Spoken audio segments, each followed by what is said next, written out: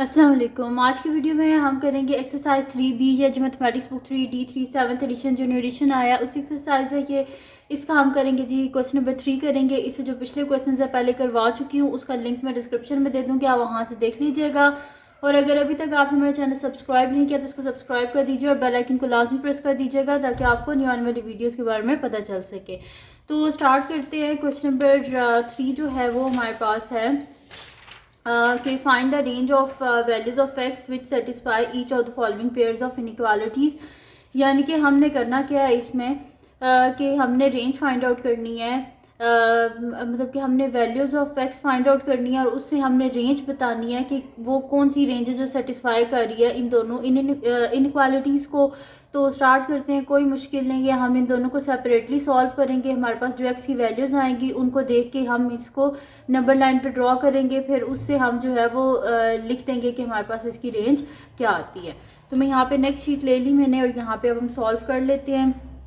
Easy से questions हैं, कोई मुश्किल नहीं है, जस्ट कॉन्सेप्ट है। अगर आपको कॉन्सेप्ट अच्छे से समझ आ जाए तो कोई मुश्किल नहीं है। तो हमारे पास क्या है जी, x-4 is less than equals to हमारे पास है 3। ठीक है जी, ये मेरे पास है। अब मुझे क्या चाहिए, x चाहिए, साथ में ये -4 नहीं चाहिए, तो मैं बोथ साइड पे क्या कर दूंगी +4। तो x-4 +4 is less than equals to 3 + 4। ये हो जाएगा मेरे पास, ये दोनों कैंसिल आउट हो गए, तो यानी कि x is less than equals to 3 + 4 क्या हो जाएगा हमारे पास 7 हो जाएगा। ठीक है, तो एक इनइक्वालिटी को हमने सॉल्व कर लिया जिसमें मेरे पास आ गया x is less than equals to 7।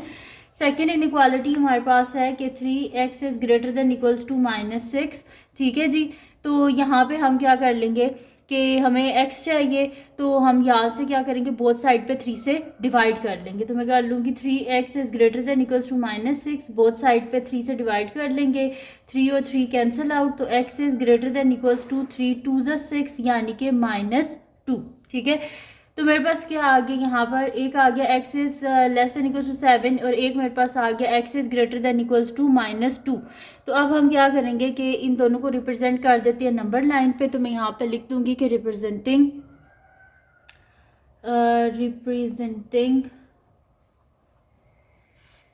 x is less than equals to 7 and x is greater than equals to -2 on a number line.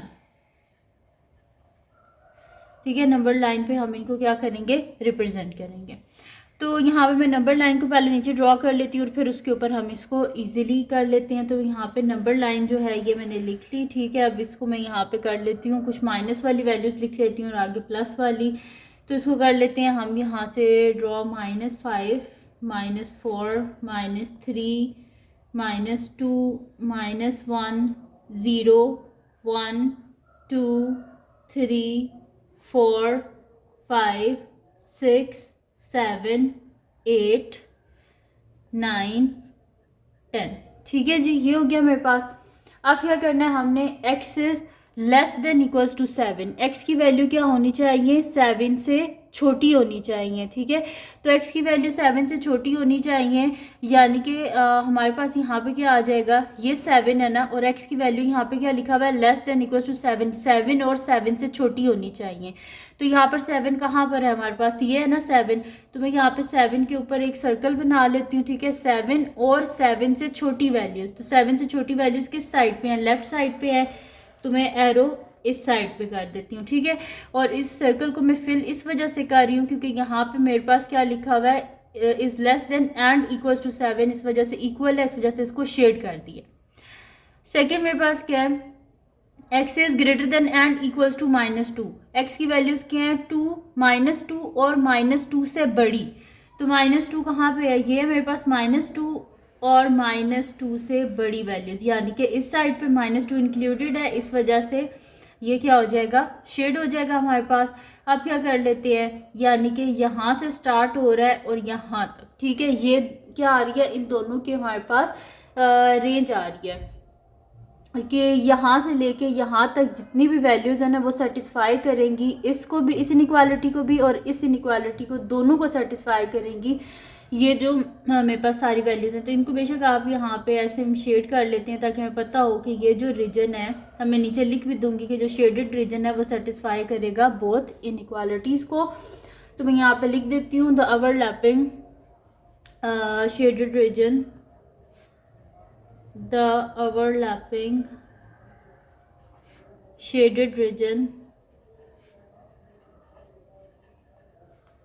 कहाँ से स्टार्ट हो रहा है, -2 से। -2 is less than equals to x and x is less than equals to 7। देखिए यही आई थी ना मेरे पास कि x is greater than equals to -2, तो मैंने यही लिख दिया x is greater than equals to -2 and x is less than equals to 7, तो वही मैंने यहाँ पे लिख दिया लेस देन इक्वल्स टू 7। ठीक है, तो the overlapping shaded reason is satisfying both inequality,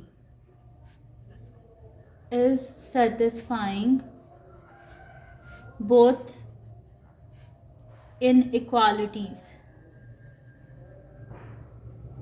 ठीक है जी, तो ये हो गया मेरे पास। अब क्या करना है, हमने इसका सेकंड करना है पार्ट, बी पार्ट करना है।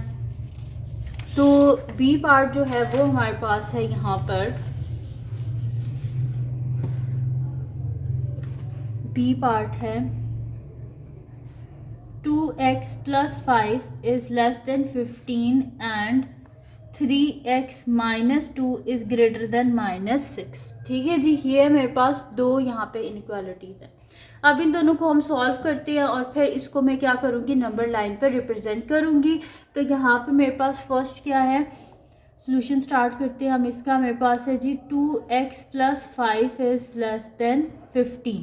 हमें क्या चाहिए, x चाहिए, इस 5 को यहाँ पे हमें नहीं चाहिए, तो बोथ साइड से क्या कर देंगे -5, तो +5 -5 इज लेस देन 15 और यहाँ पे -5, ये दोनों हो गए कैंसिल आउट। तो 2x इज लेस देन 15 में से 5 गए तो 10, हमें x चाहिए, साथ में 2 नहीं चाहिए, बोथ साइड पे 2 से डिवाइड कर देंगे, 2 और 2 cancel out, x is less then 2, 5 से 10, तो x की मेरे पास क्या आ गया, x इज लेस देन 5। एक जो इनइक्वालिटी है उसको मैंने सॉल्व कर लिया और उसमें मेरे पास आंसर क्या आया है कि x is less than 5। Second inequality को देख लेते हैं, मेरे पास है 3x - 2 इज ग्रेटर देन -6।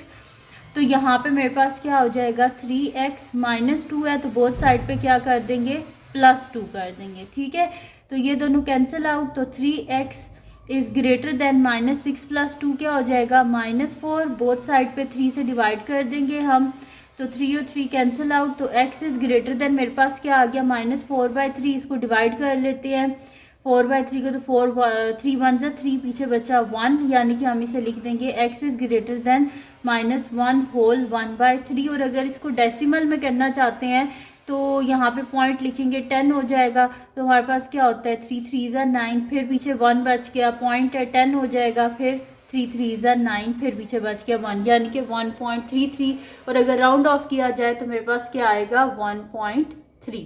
ठीक है, तो यहाँ पर आप क्या कर लेते हैं, दोनों इनइक्वालिटी सॉल्व होगी। अब हमें क्या करना है, नंबर लाइन पे इसको रिप्रेजेंट करना है। तो यहाँ पे हम कर लेते हैं, मैं नंबर लाइन यहाँ पे ड्रॉ कर लेती हूँ। ठीक है जी, ये नंबर लाइन आ गई मेरे पास। अब इसमें क्या कर लेते हैं, मेरे पास है -2 -1 0 1 2 3 4 5 6 7 8। फर्स्ट क्या है, x इज लेस देन 5। ठीक है, x इज लेस देन 5, बीच में 5 इंक्लूड नहीं है। ठीक है, इस चीज़ को आपने ध्यान में रखना है कि बीच में 5 इंक्लूड नहीं है। तो हम यहाँ पे सर्कल ड्रॉ करेंगे, x इज लेस देन 5 यानी कि 5 से छोटी वैल्यूज़, तो यानी कि मेरे पास एरो इस साइड पे आ जाएगा। लेकिन x इज लेस देन 5 है, नीचे इक्वल का साइन नहीं है, इस वजह से सर्कल को फिल नहीं करेंगे क्योंकि ये पॉइंट बीच में इंक्लूड नहीं है। ठीक है, सेकंड क्या है, x is greater than -1 whole 1/3, और जब मैंने डिवाइड किया था तो क्या आ रहा था 1.3, तो यानी कि -1.3, तो ये -1 है, और यहाँ पर कहीं मिडल से थोड़ा सा पीछे यहाँ पर ये वाला पॉइंट होगा मेरे पास कि -1 होल 1/3। ठीक है, और यहाँ पे भी इक्वल टू का साइन नहीं है, इस वजह से सर्कल को हम फिल नहीं करेंगे, और x इज़ ग्रेटर देन यानी कि x की वैल्यू इससे बड़ी है। ठीक है, तो एरो हेड दूसरी साइड पे। अब यहाँ पर यानी कि ये वाला जो रीजन है ना, ये मेरे पास इसका आंसर है, और इसको मैं यहाँ पे शेड कर देती हूँ। ठीक है, ये मैंने इसको शेड कर दिया। अच्छा, उसके बाद क्या करना है हमने, यहाँ पे मैं लिख देती हूँ कि the overlapping shaded region satisfy both the inequalities. The overlapping shaded